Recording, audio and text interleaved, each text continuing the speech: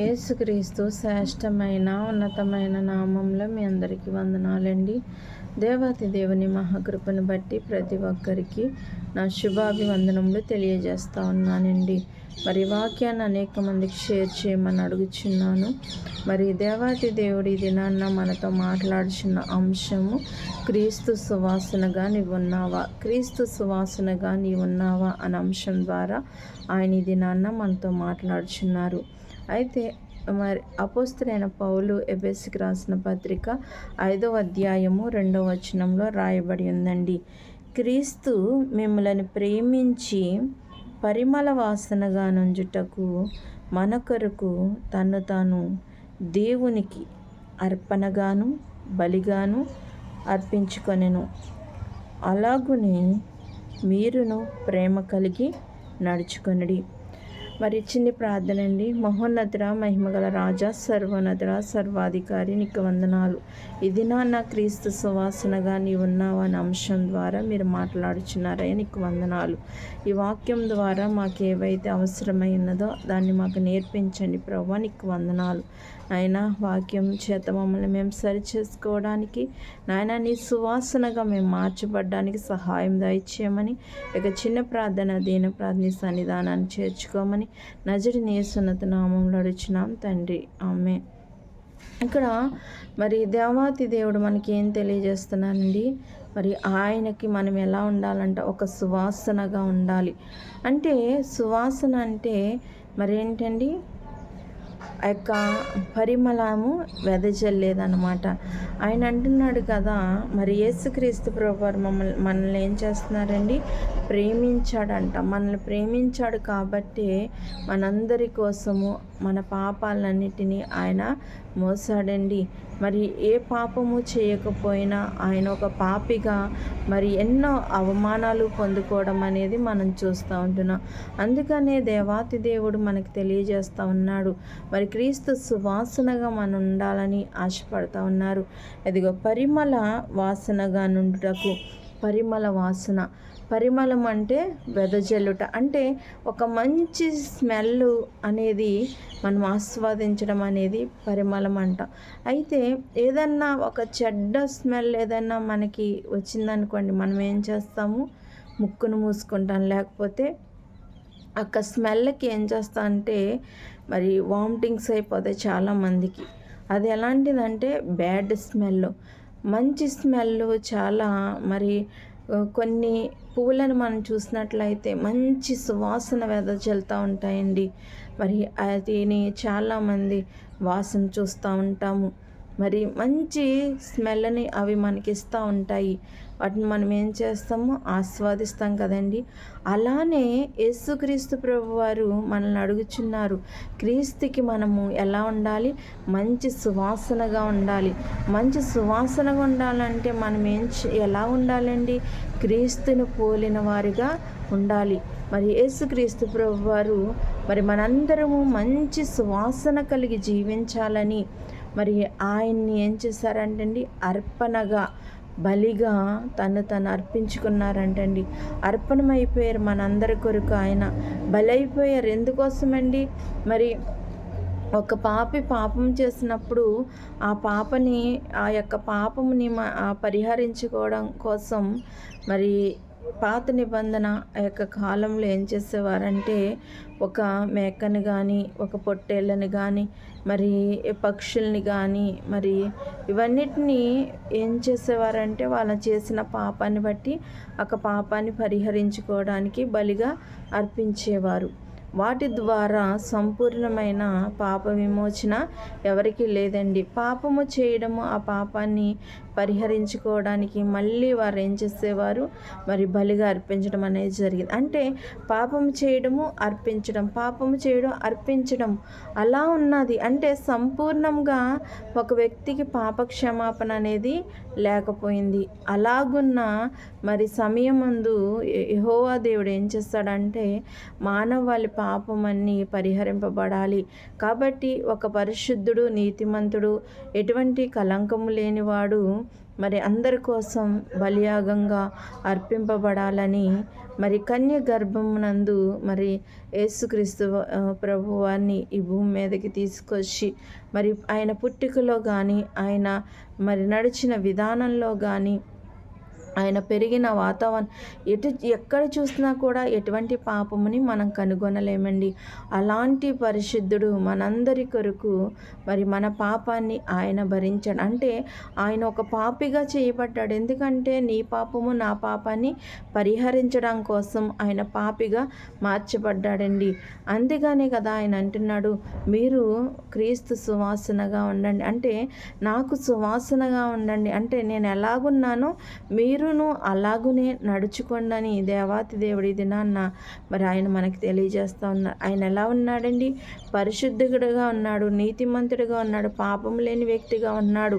అంటే యేసుక్రీస్తు ప్రభు వారి రక్తంలో మనం కడగబడిన తర్వాత మనం పరిశుద్ధులుగా మార్చబడిన మనము పాపం వైపు చూడకుండా పరిశుద్ధులుగానే జీవించాలని మరి దేవాతి దేవుడి దినాన మనకు తెలియజేస్తూ ఉన్నారు.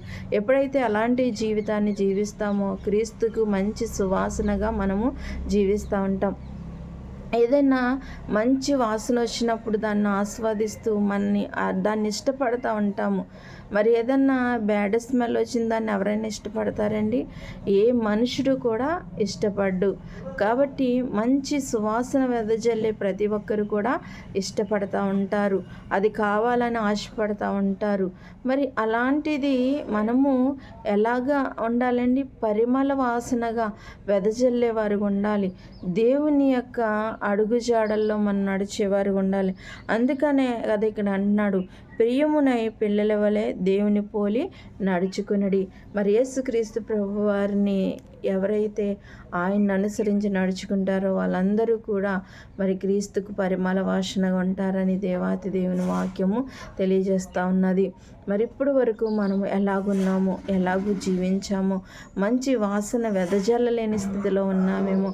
మరి మంచి వాసన రానివి ఏంటి అని మనం ఆలోచించినట్లయితే మరి దొంగతనము, మరి ఇలాంటివి, మరి ఇతరులను ప్రేమించలేని గుణము, ఇవన్నీ కూడా మరి బ్యాడ్ స్మెల్లోనికే వెళ్ళిపోతాయి కదండి. మంచి అంటే ఇతరులకు సహాయం చేసేవారుగా ఉండాలండి. మరి ఇతరులకి ధర్మం చేసేవారుగా మనం ఉన్నట్లయితే దేవుడు మనల్ని ఎంతగానో ఆశీర్వదిస్తాడు. బేదలను కటాక్షించేవాడు ధన్యుడు అని దేవుని వాక్యం చదువు. బేదల పట్ల కనికరాన్ని కలిగి ఉండేవారుగా మనం ఉండాలండి.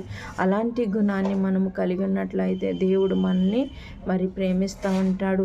మనం విశ్వాసాన్ని కలిగి ఉండాలి, నిరీక్షణ కలిగి ఉండాలి, మరి ఎటువంటి పాపం లేని వారు ఉండాలి, పరిశుద్ధులుగా ఉండాలి, పవిత్రంగా ఉండాలి, మరి దేవుని యొక్క సౌందర్యాన్ని కలిగిన వారిగా ఉండాలి.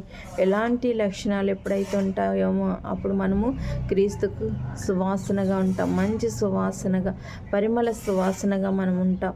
ఒకవేళ అలాంటి లక్షణాలు మనం లేకుండా మరి చెడుని ప్రేమించేవారుగా ఉంటూ, ఇతరులని ద్వేషిస్తూ, ఇతరులని అవమానపరుస్తూ, ఇతరులను చూసి నవ్వుకుంటూ, మరి ఇతరులకు ఉన్నదని మనము మరి వాళ్ళని చూసి అసూయపడుతూ, గర్విస్తూ, ఇలాంటి లక్షణాలు ఏమన్నా మనలో ఉంటే మనం తీసివేసుకోవాలండి. అది చెడు సువాసననిచ్చేవి. కాబట్టి అలాంటి చెడు సువాసన కలిగినవి ఏమైనా మనలో ఉన్నాయేమో మనం తీసేసుకొని మరి క్రీస్తునకు పరిమళ వాసనగా మనం మార్చుకోవాల్సిన వారమై ఉన్నాము. క్రీస్తుకు మంచి పరిమళ వాసనగా మనం ఉన్నట్లయితే మనని ఆయన ఒక ఉన్నతమైన స్థితిలో ఉంచుతాడండి. ఆయన మనని ప్రేమిస్తాడు. మరి ఆయన వెంటే మనం నడుస్తూ ఉంటాము. మరి ఆయన హత్తుకునేవారుగా మనం ఉంటాము.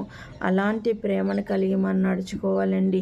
ఆయన మనందరి కోసము మరి అర్పింపబడ్డారు, బలి అయిపోయారు. కాబట్టి నేను అందరి కోసం అర్పింపబడ్డాను, మీరు ప్రేమ కలిగి నడుచుకోండి, మీరు నాకు సువాసనగా ఉంటారని ఆయన తెలియజేస్తూ ఉన్నారు.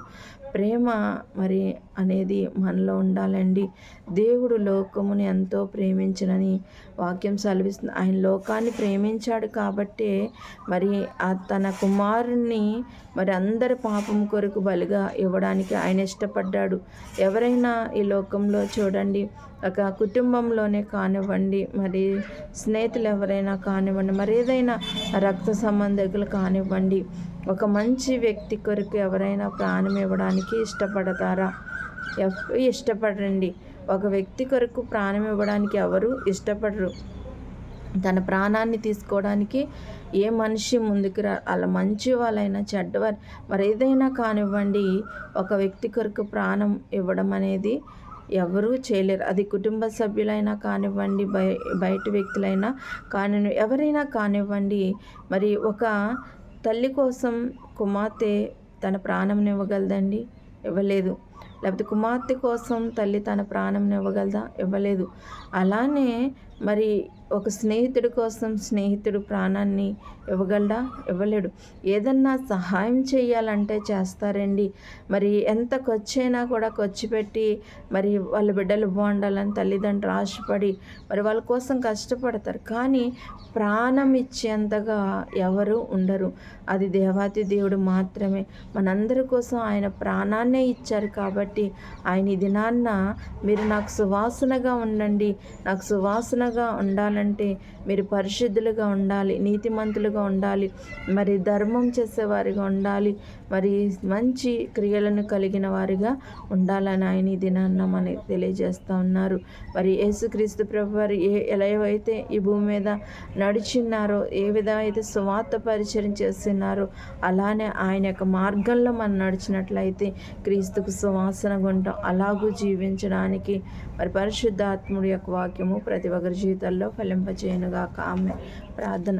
మహోన్నతుడా, మహిమగల రాజా, నీకు వందనాలు. నాయనా, నీ సువాసనగా మేము జీవించాలంటే నిన్ను పోలి నడుచుకోవాలని నీ వాక్యం సెలవిస్తూ ఉంది ప్రవ్వా. అవును ప్రవ్వా, నువ్వు నీతిమంతుడు, పరిశుద్ధుడు తండ్రి, పాపం లేనివాడు తండ్రి. నాయన నీకు వందనాలు. మేము నాయన పాపం చేసిన వారిగా జీవించినప్పటికీ తండ్రి, నాయన నీ యొక్క బలియాగం ద్వారా మా సమస్త పాపములు నాయన ప్రవ్వా నాయన మరి కొట్టివేయబడి తండ్రి, నాయన ప్రభా, నీలో మేము రక్షింపబడిన తర్వాత మళ్ళీ పాపం జోలికి వెళ్ళిపోకుండా నాయన నీకు క్రీస్తు సువాసన వల్ల మేము జీవించడానికి కృప దయచేయమని ప్రభా. ఇక చిన్న ప్రార్థన దేని ప్రార్థిస్తాన్ని దాన్ని తెచ్చుకోమని నజరుని యేసు నామములో అడుగుచున్నాను తండ్రి. ఆమేన్. అందరికీ వందనాలండి.